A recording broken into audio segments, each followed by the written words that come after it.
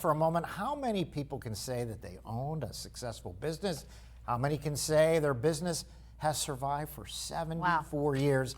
And how many people can say they're still working at the age of 95? It's easy to say there's not many at all. Not at all. However, our John Last met one such person right in Erie, and that amazing person is the subject of this edition of The Last Word.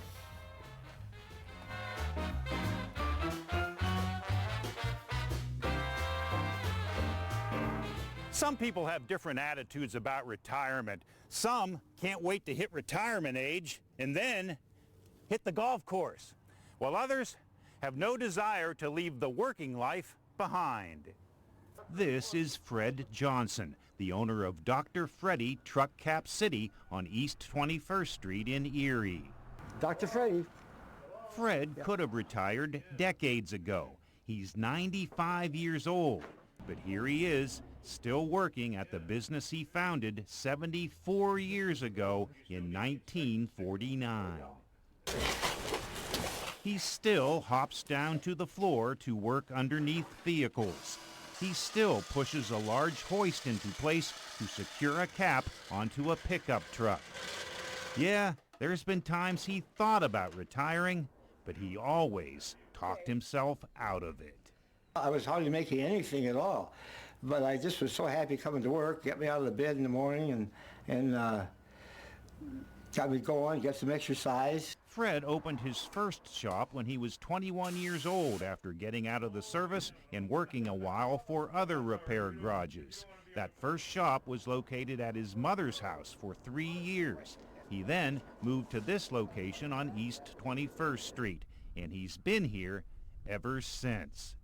His business focused solely on auto repairs for 10 years. The focus switched to travel trailers for the next 30 years. It's been truck caps for the last 34 years. Just struggle and everything, we got through it. Yeah, we made it. Fred mans the shop all by himself. When he turned 65, he did cut 1 day off his schedule, so the shop was open 4.5 days instead of 5.5. When he turned 75, he cut another day off the schedule. But he's always here on his 3.5 work days, doing whatever he has to do to please his customers. I bend and twist. It's really nice down here. I love this place. Fred credits good family genes for the longevity in his job and his life. He is admired by his 71-year-old son, who reached retirement before his father. He loves being down here. I think that's what keeps him alive, is actually doing his work, helping people, and enjoying his work. It gives him something to do, and I don't have that gene. Hand me a screwdriver, John.